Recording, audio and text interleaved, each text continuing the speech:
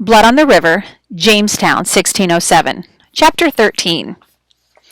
As I understand by report, I am much charged with starving the colony. I did always give every man his allowance faithfully, both of corn, oil, aqua vitae, etc., as was by the council proportioned. Edwin Maria Wingfield, A Discourse of Virginia. Master Wingfield is no longer our president. He is under arrest, locked up on the Discovery, and his private store of wine, dried beef, eggs, oatmeal, and other good food has been shared equally among all of us. He says he was keeping it to dole out to us if we ran out of provisions, but that didn't keep the council from voting him down. Now we have Captain Radcliffe as our president. Captain Smith says we have gone from the frying pan into the fire. Reverend Hunt is looking much better, and many of us gave him some of our share of eggs and meat, and so he has been eating well for days. We have had rain, too. Great drenching storms of it. We have caught it in buckets and barrels to drink, and the river is no longer so salty. The rainwater tastes so sweet. I would think it had honey in it. Reverend Hunt has color in his cheeks again, and he is able to lead Sunday services for the first time in many weeks. Captain Smith has taken all of the credit for discovering Master Wingfield's stash, and for that I am grateful. Henry has no idea I was the one who told, and so he has had no compulsion to kill me.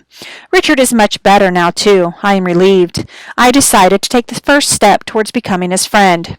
Richard, you want to see my sword? I asked one day when he is up and looking stronger. I could show you some of what Captain Smith is teaching me. Richard looks at me warily as if he thinks this could be a trick.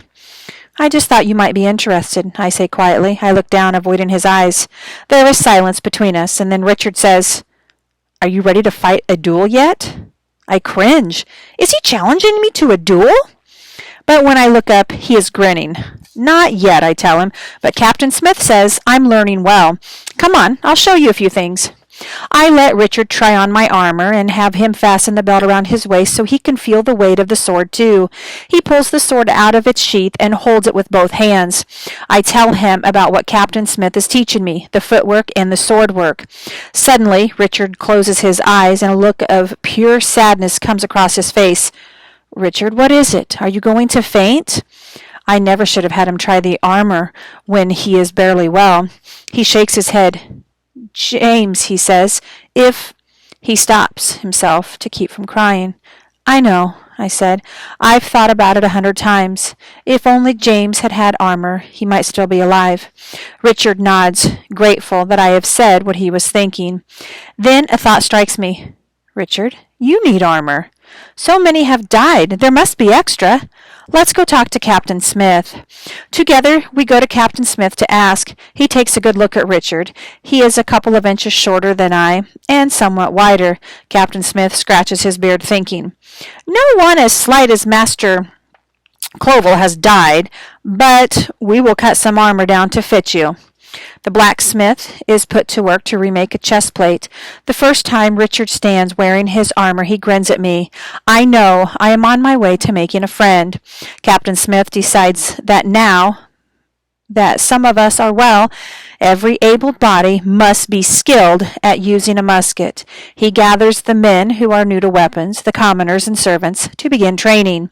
He shows us how to keep the slow match burning by blowing the ash off of it every few minutes, and how to use it to ignite the gunpowder.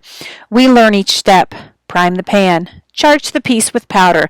Put in the musket ball. Ram down the charge. Cock the match. We use a big tree with the mark on it as a target.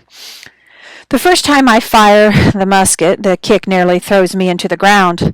I miss the tree completely, but so do most of the others. By the end of our training session, my ears are ringing, my arms are sore, and I smell like gunpowder. But I have hit the mark 3 times. Captain Smith says we will continue to train each week until that tree is full of musket shot. The extra rations from Master Wingfield do not last long, and soon we are back to the wormy grains. I wonder why the natives do not mount another raid if they really want us gone. There are hardly 50 of us left, and those that are left are half-starved and weak. Maybe they're just letting starvation finish us off, I think. Outside the fort is plenty of food. Fish, oysters, rabbits, berries. But there are also Indians hiding behind the trees. No one has the courage to venture out any farther than is necessary to dig the graves for our dead. Then, one day, I hear the words I've been dreading. Savages! Arm yourselves! We're under attack! I hear the scraping of metal as the guards load the canyons. This is it, I think. They've been watching, waiting, maybe even counting our burials. They know we only have a few men left. They've come to wipe out our colony. Richard and I hurry to put on our armor and ready our muskets. Soon we hear shouts from the outside of the fort. But these are not the shrill battle cries I have expected any moment. They are calls of Wingapo! Richard and I run to the front gate of the fort, the gates that have been thrown wide open, and natives, men, women, and children, are walking in. They look around curiously at our rotting tents and the big iron pot hanging over the cook fire. They all carry baskets. When I see what is in the baskets, I gasp. They are filled with bread, corn, fish, meat, squash, and berries. The smell of fresh bread makes me nearly faint with hunger. One of our soldiers tries to grab a chunk of meat right out of the basket, but the Indian man holding it puts up his hand abruptly to stop him. Captain Smith comes forward. He speaks in Algonquin with our visitors, and I listen closely, trying to understand what they are saying. They are here to trade. They will give us food from their recent harvest in exchange for our copper, hatchets, swords, and muskets. Captain Smith nods agreeably. I wonder if he will actually give them swords and muskets. The Virginia Company has given us strict orders never to let the Indians get their hands on our weapons. Captain Smith translates for our leaders. Our visitors say that within the Powhatan Empire there are tribes who are our friends, and some who are our enemies. Our enemies are the tribes closest to us because they feel we are encroaching on their land.